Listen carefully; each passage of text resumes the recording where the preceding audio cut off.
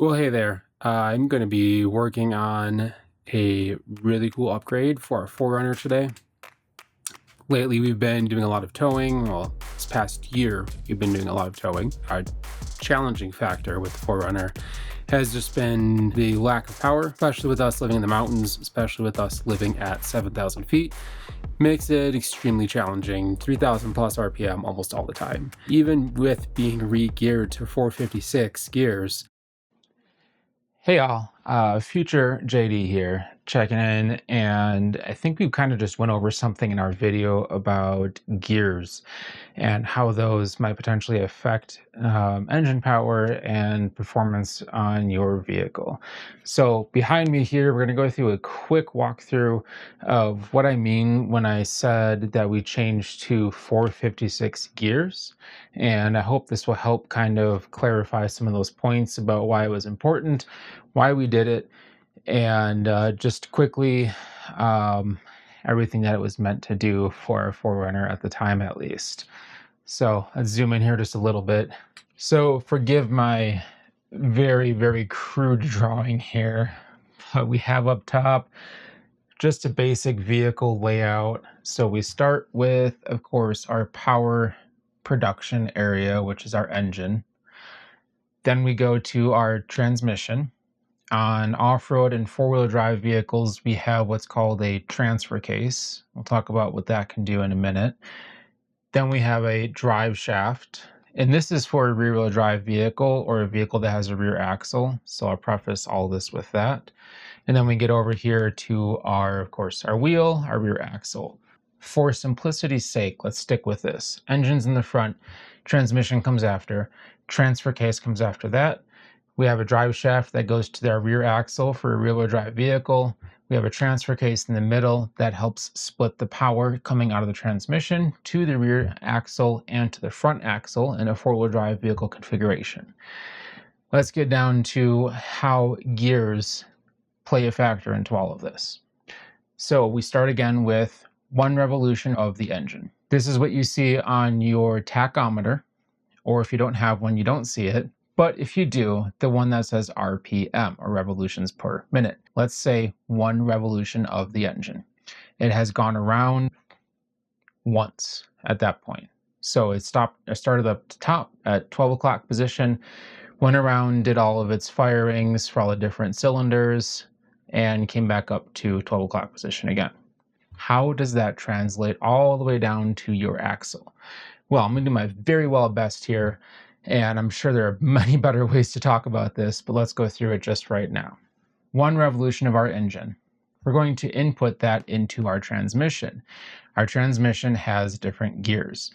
Those gears are used to keep our engine in its optimal power range. Talking 1 revolution here.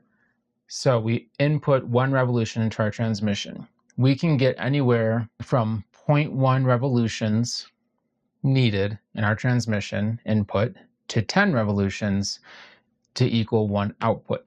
This 0.1 to 10 plus here that we're seeing, it's actually reversed, but this is your gearing. So first gear, second gear, third gear, fourth gear, fifth gear, etc., all the way to overdrive. Your engine starts spinning slower, right, as you increase your speed, and you start increasing your gears all the way up to whatever your top gear is. In the case of our 4runner here, that is the 5th gear. We start at basically a higher amount of revolutions needed from the engine into the transmission to get equivalent to this output down here.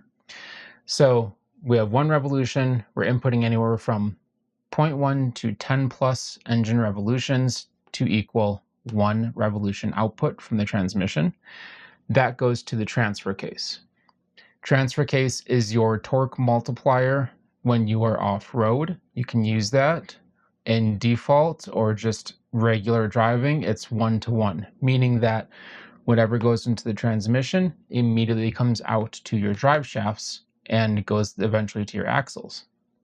You adjust that with your high range and low range. This varies. It can vary anywhere from, so you have 1-to-1, which is just a direct pass-through, to multiplying that up to I think for some vehicles in the 4+ range. So whatever you're putting out from here, so say we've gone through and we're putting in anywhere from 10 revolutions of the engine to 0.1 revolutions of the engine to get one output from the transmission. Well, now we can multiply that with our transfer case to get even more torque out from here. So if you think of it at the 4+ range, you're looking at, so say we had 10 revolutions into our transmission to get one out here. That's a lot of torque right now already, right? And then we say, how about we have a transfer case that multiplies that to 4. So we put it into, typically we call that low range. So now we're looking at 40 engine revolutions to one transfer case output. Again, ignore this for now. Let's just say that we're in 1-to-1. Now we get to our axles. We're putting in from the transmission, remember, putting into the transmission, that will spin anywhere from 3 to 5 revolutions of the drive shaft to get us that singular wheel turn. You can imagine the more turns you have coming out of this guy, coming out of the engine, means that you have more available power and torque to that wheel. So when we talk about our gear change, what did we do? The 2011 4Runner with the 4-liter V6 engine, which is our 4Runner we're talking about right now, came with an axle ratio of 3.73. That means, in the simplest terms I can articulate possible, that for 3.73 revolutions of a drive shaft, we get 1 revolution of a tire, of our wheel here, right? You get bigger wheels, you get more weight added, right? The torque ability that you're putting out to the wheel and eventually to the ground to move your vehicle becomes less. If you make your wheel bigger, this is not the exact math anymore that we're looking at. So if you get a bigger wheel, now you're not getting quite 1 revolution of a tire. If you add more weight, then you're not quite getting all of the, all of the power that was expected with this gear ratio here, which we call gear ratio, right? We're not quite getting everything from gear ratio here expected either. So how do you improve everything without touching any of this? Well, you can change the gears in your axles. In this case, we'd have to change 2 axles, our rear and our front. You can't see the front here, I didn't draw it. And that, effectively what it does, it increases your revolutions on your engine, doesn't touch anything from the transfer case to the transmission, but it increases how much faster your engine will spin to complete the eventual run rotation of your tire, or your wheel, I should say. And that will allow you to move your effective RPM range up higher for the engine. You can move it faster, meaning that you have more available torque and power available to put down to the wheels. And what we ended up doing was we installed 4.56 gear ratios. So that means that for 4.5 roughly revolutions of our drive shaft, we will get 1 revolution of our tire, versus previously 3.73 revolutions to equal 1 revolution of a tire. What that does is it makes your engine move faster. So let's say 70 miles per hour, for example, moving 2,500 revolutions per minute.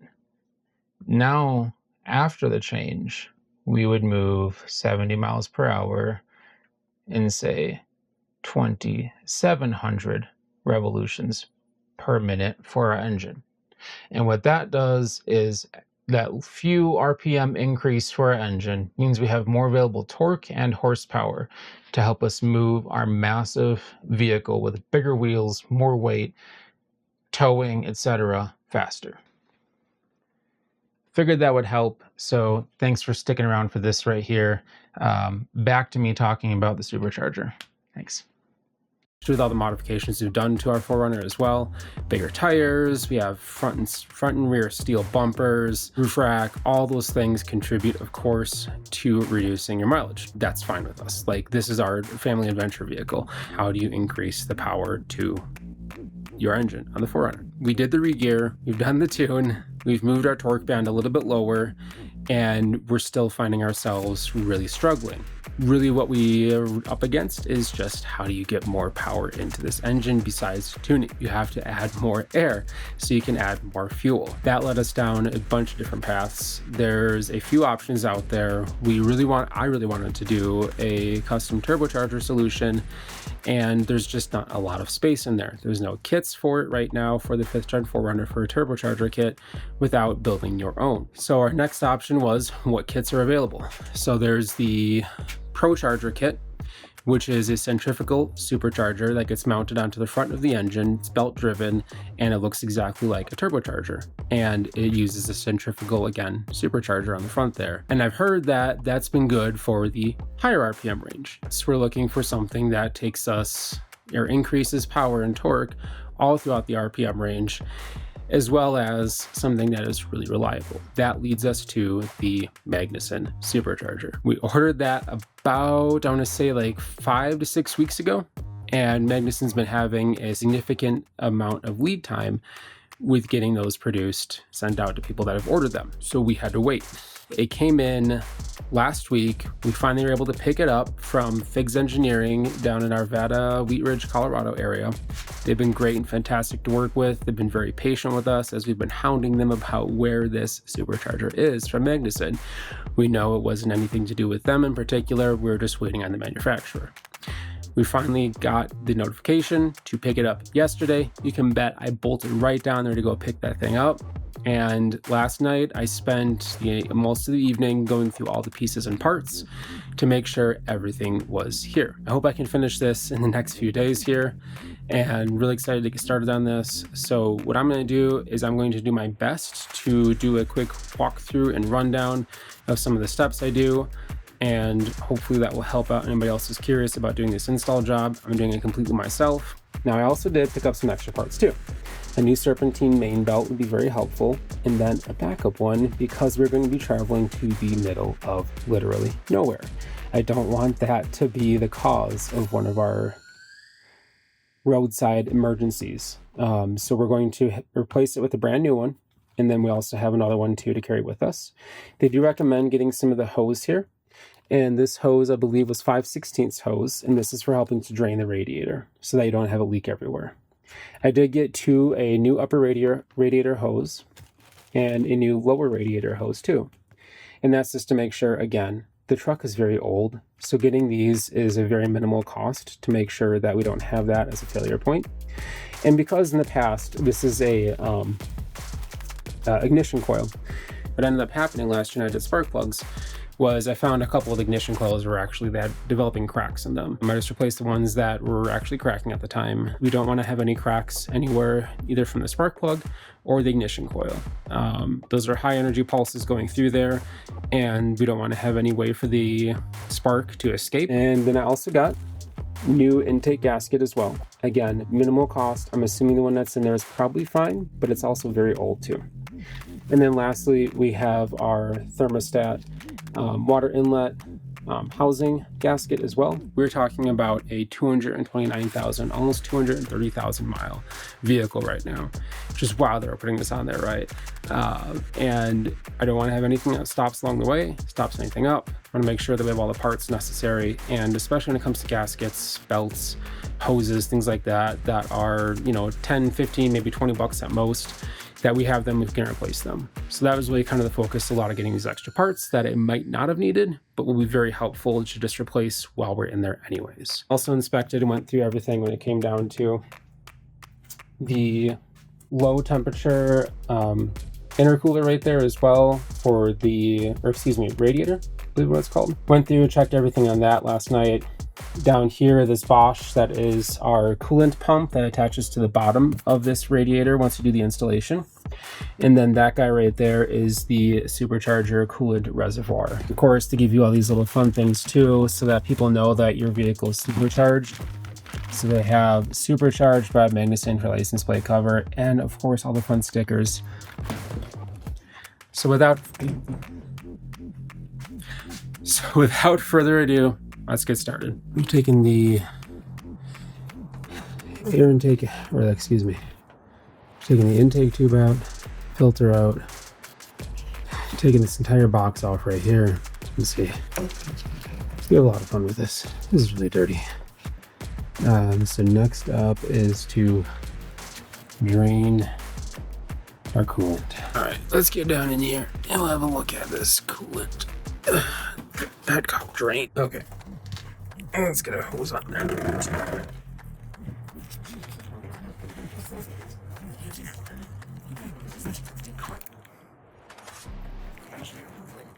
This guy,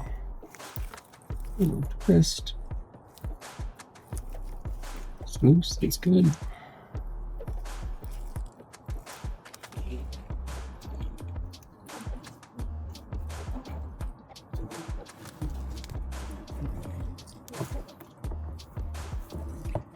And there we go.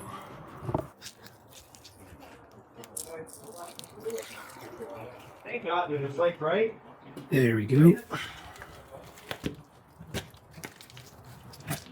Looks like I did a little bit too much there. So, majority of it is going down into there. Good. And there's the dasher on top. There we go. Alright. We have to drain this one separately though. So we got the intake off now. Started cataloging all of our parts, making sure that we knew exactly where everything went. All of our pieces and parts for the cover right there for just past the radiator by the headlights. Won't be needing you anymore. Bye-bye. We'll have to do some work on that later. And now, I'm going to clean up the inside of this intake here.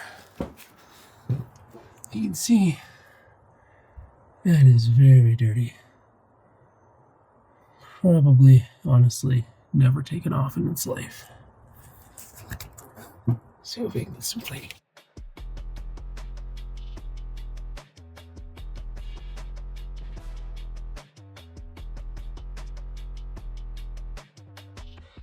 Well, hello again, and it is the next day.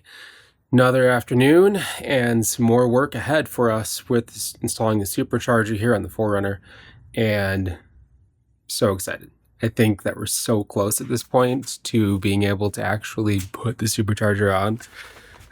My main focus now is to really start working on some of the more mundane steps and looking at like pulling off the radiator shroud, the fan, and of course having to adjust input on the new thermostat housing so it comes out a little bit more so it can go around the bracket. But after a few of these steps are completed here, of course we tackle the crank pulley next. Oh, luckily the sockets I ordered came in because I can't get the long one I have under that crankshaft bolt with the impact on, not enough space. So I have a short one that's on order. Let's go pick it up.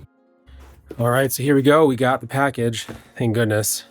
This will give us the short sockets I needed, as well as the crankshaft pulley holder, so I can do the torque properly for the crankshaft bolt after we're done taking this old one off, or excuse me, taking the old bolt out, leaving the current crankshaft pulley there for the main serpentine belt, and adding on the new one. So here we go. Let's have a look, see if we got everything that we needed to.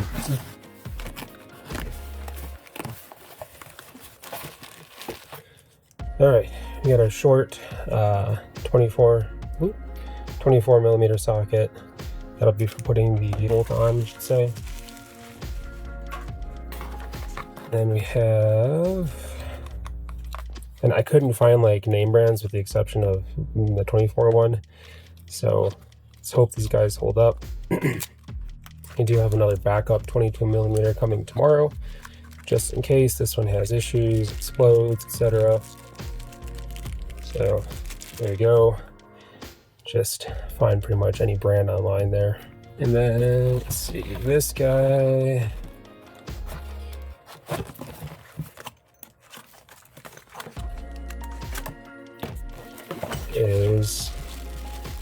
the holder that I ordered. Said put it on Lexus. So let's check out, see if it fits. If not, I do have a backup option as well. So there's the new pulley that goes on the outside. Just gonna have to make sure that once we're ready, we have our tension on there, and then we should be able to crank away on that thing.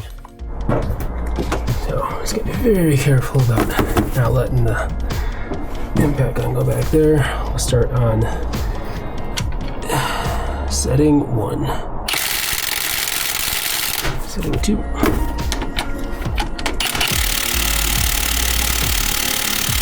And let's go all the way to setting 3 then. Whoops. And there we go. Just want to pull this out. Alright. Now, the head size is different. It is there's the old bolt right there, and there's the new one. See, it's a little bit longer for the extra pulley. And this is a 22 millimeter, this is a 24 millimeter. You just use the keyway on the back side here to line up down there.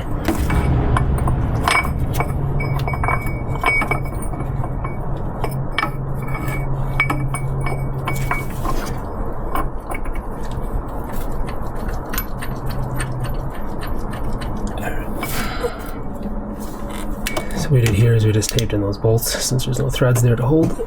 And let's get this guy positioned.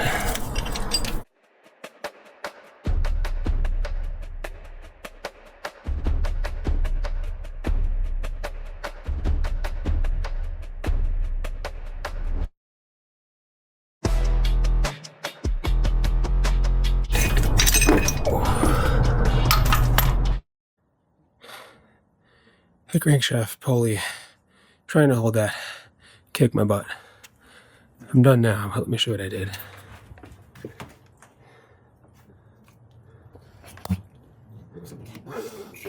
And use stronger tape. And a cheater bar. And this is just my floor jack handle extension. It's a great cheater bar. And then I had to get them really close. Work 2 hands together. One on this one on that one. And then just got the click. 204 foot-pounds. I've done 250 before, but this is still a lot. Oh, and then another beat. I guess on to the easy stuff now. All right, here's what we got going so far. So we have the bracket right here.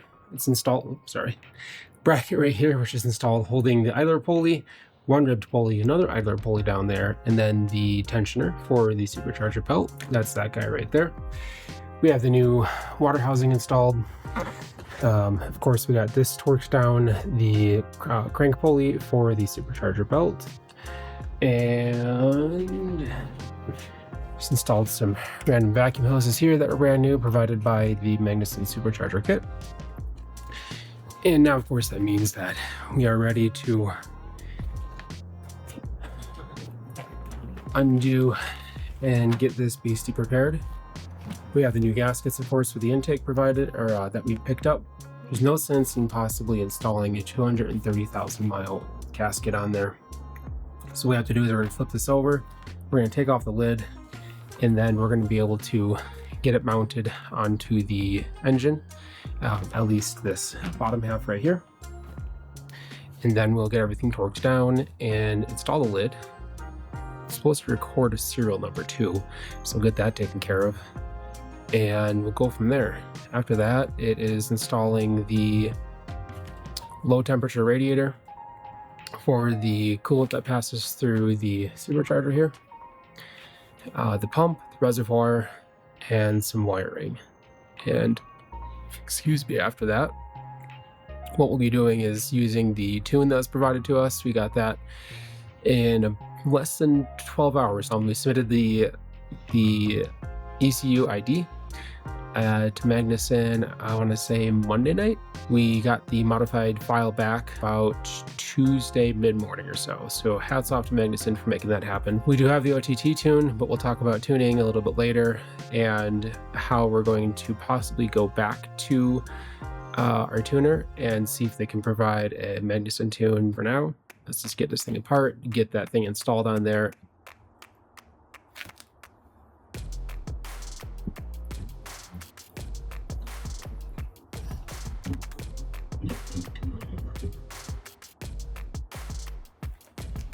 All right, let's get a look inside here.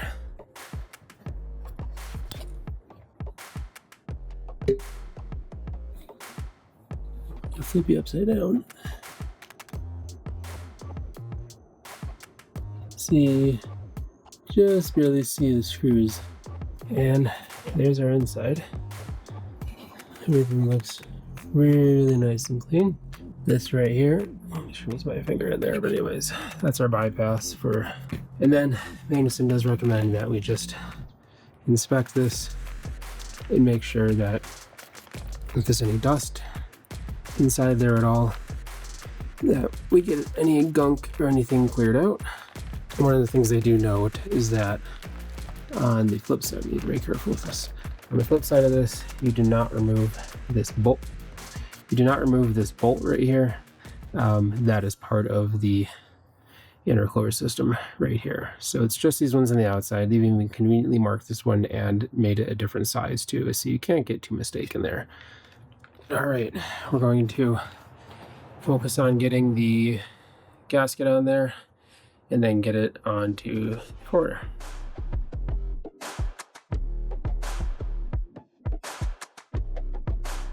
All right, back at it again here today. I think I did get some work done last night, just because I had to try to keep pace with this project. Did lose a little bit of time last night just due to some other extraneous factors. So we got some of the hoses ready put together now, like this guy right here. And this is just putting together some shrink wrap on there, did some cuts as well. And then what we also did was we focused on getting the front radiator in here too. That's a low temperature radiator, and this is where we ended up with last night. We finished everything out. So we have the intake tubing in, we have our filter back in there, finished up our wiring, have our hoses routed, did a little bit of cleanup. It's not the best, but yeah, getting a head start. Our next steps here is getting the coolant routing from the intercooler there. We have our coolant reservoir for the intercooler system, so we have that mounted up as well, and then we're going to be routing some of the pipes over to there, and then from one all the way around down here to one part of this. Can't really see that. A neck down here. Still can't see that. It's behind this. Air conditioner right there, air conditioner line right there, AC line, and then down here we'll be getting the pump put together and doing some more hose routing, and then we will finish up with doing the wiring and get all the coolant system both into the truck as well as into the supercharger coolant system.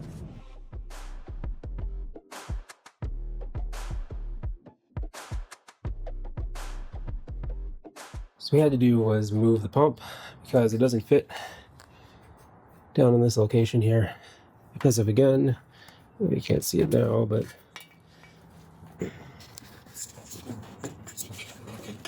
have this angle right there from the steel bumper, so it does not allow it to fit there. So I was able to find a location over here. And we actually took the bracket that we had from the manifold for the old intake plenum there. I bent it a little bit, drilled a new hole, and then we ended up using they had idle clamps still. Drilled a hole, took one of the M8s, had some extra nuts laying around and the ones that they provided, and then also drilled a hole on that side too right there.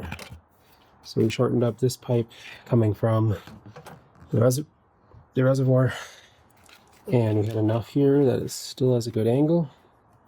And then we took this guy, ran around this front, nice long curve.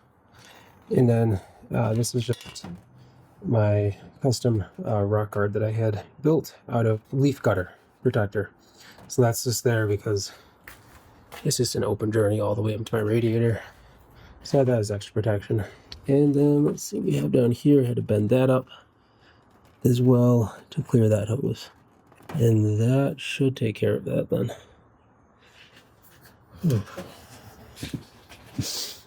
Let's see. And so that means we can move on to the next steps, which will be wiring everything up at this point. So and just securing hoses where we need to. So I have some other pieces and parts to put together, including securing the actual reservoir too. And that just has two worm drive clamps, that help secure the hoses. So we're gonna go lock that down now, and then we'll tear into the circuit fuse panel box next, and then we'll finish up putting the headlight back on and just kind of wrap things up on the front end there as well. And then we should be very, very close at that point to getting the fan shroud on, those hoses connected on there. We do have to make some cuts as well for those guys, and to make sure that we have enough space for the radiator hose to tuck up against the fan, so it's not too, to tuck up closer to the fan shroud, so it's not close to those belts there. But just looking through our instructions here, that's one of our last steps that we do. So we will hop to it.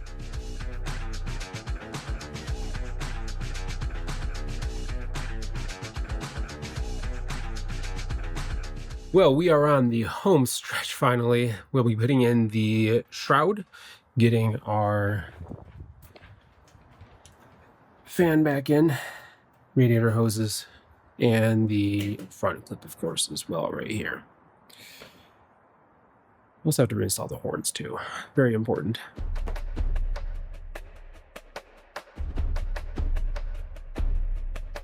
All right, so then we got everything installed. We saw earlier I did try to put on the cover earlier between the front clip and the radiator, not realizing that, of course, I still had to put coolant in here. So up next, after I have all the hoses installed, I went through and I filled up the radiator, pumped the hoses a little bit, try to get as many air pockets out as possible, and then also cycled the intercooler pump for the radiator in that system to make sure we got all the air pockets out of that. That looks like it was cycling really nicely as well. And now that that's filled up, next step is to make sure that we have our tune loaded that Magnuson sent us. Make sure that the engine's ready to go once we start it up here, since it has all of the new components on it, the supercharger, of course, and the different spark gaps. So what we're gonna do next is hook up our battery to our charger so that it can make sure that it stays above 12 volts constantly going in there, because we will not be starting it until we first load that tune. What I typically do is I'll put this on the hood so you can see the voltage as I'm sitting in the vehicle. Make sure that it does not drop. So if it does, we need to fix it as soon as possible so that there's not an issue when we're writing the file, especially that modified file to the ECU.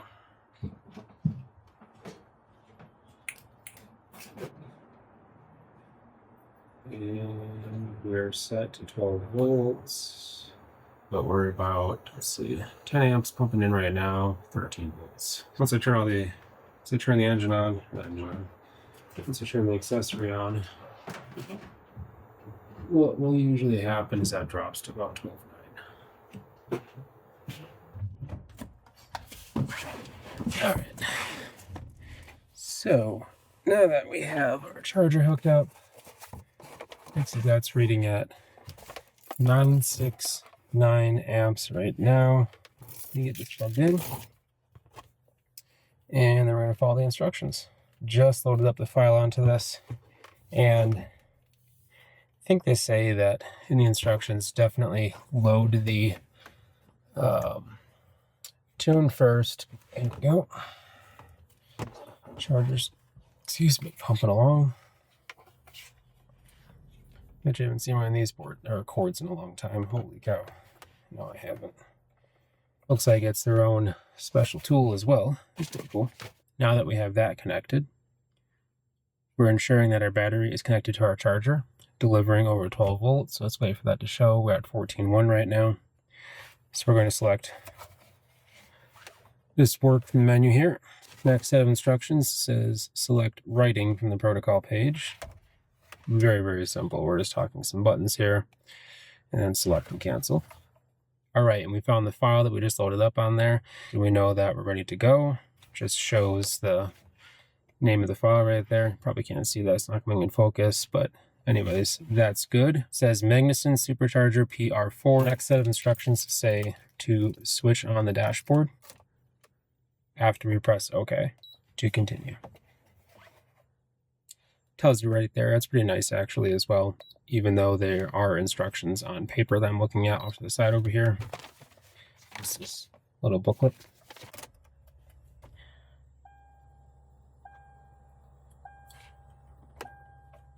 Turn everything off. Here our intercooler pump going right now as well. Press OK. Wait, starting communication. Now it just says wait, operation in progress. Now we're doing file processing in progress and wait, starting communication. Now it says wait, writing preparation in progress. And now we see ECU programming up here. And it has the exact file that we just loaded on there. And then after that is completed, it'll tell us to switch off the dashboard or switch off accessory at that point then. Monitoring our volts right now, we're at 13, bringing in 10 amps, down to 12.9. The goal is to stay above 12 though. Now we say switch off the dashboard to continue. So let's just get that off there. And then we're going to press OK. And then we get writing ECU completed. So what it's going to do now is we're going to analyze the logs. We just say wait, analyzing logs right now. And then once this is done, what we're going to do to verify and validate that the files in fact did get updated on the ECU is we're going to take this unit back to my computer and we're going to extract the logs and we're going to look for certain items within there. And those certain items we're going to look for, so there's a certain log file. The most recent ComXX info text file. We want to make sure that the file that we just added, or tried to add at least, and hopefully wrote to the ECU, shows up in this text file. And then we're looking for file OPT, says mod or MOD, and that the result is OK. And then once we have those completed and verified, we're going to start this thing up and see how we do. All right, we were able to verify the file, the logs there. It said OK. The file name was there that we needed, and the procedure was right. So looks like we're in business. Next step is to do a quick once-over, make sure we haven't missed anything. Just look at everything on the engine quick, make sure there's no parts, tools hanging out inside the engine bay at all. And then we start it. Here we go.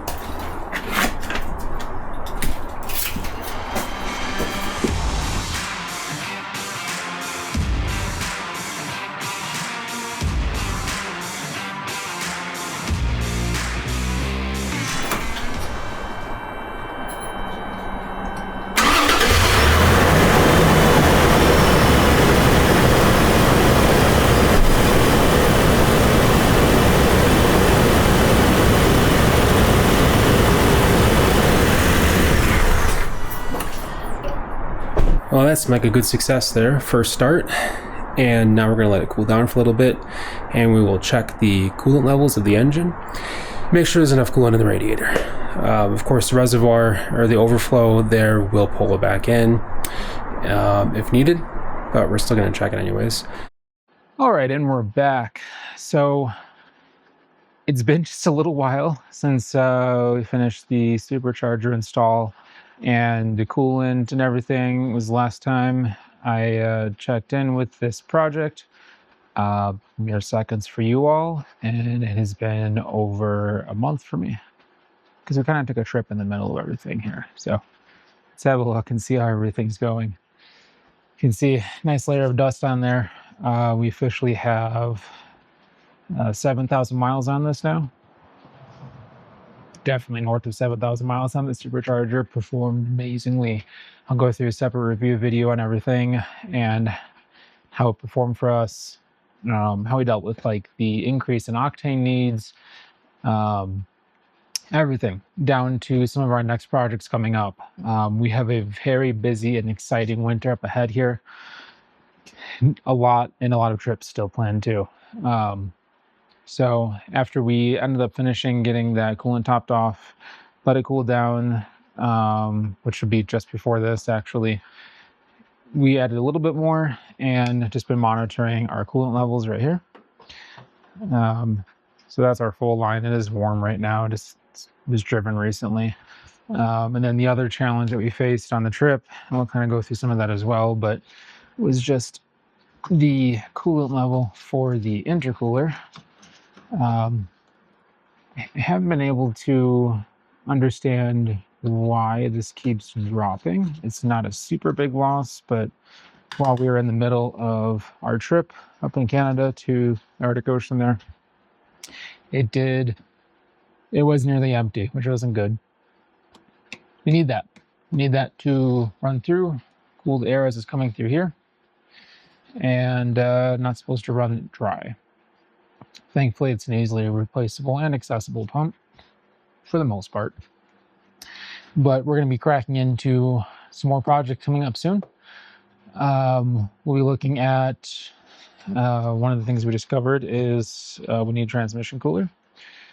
After monitoring temperatures for more than 7,000 miles, all the way to the edge of the world there and back, and especially having a lot of extra engine power, even pulling our trailer, it's something else. You'll have to watch that one. I'll have to do a full review on how it all performed, how everything did for us. But that being said, yep, transmission cooler. I need to get our front skid plate figured out, especially just because I've taken off part of our KDSS system. If you're familiar with that, it's a little hydraulic system that balances everything from your sway bars. So I had the front one off on here because I have stiffer suspension. That's been fine for 7,000 miles, but yeah, a lot of projects coming up for the 4runner here, and this is gonna be a busy winter for us. So really excited to have you all along, and really thrilled to be able to show you everything that we're doing. So that being said, that closes the chapter on this installation. Does not close the chapter on the tuning. We'll have plenty more of that. But thanks for watching our supercharger installation video, and we'll see you on the next one.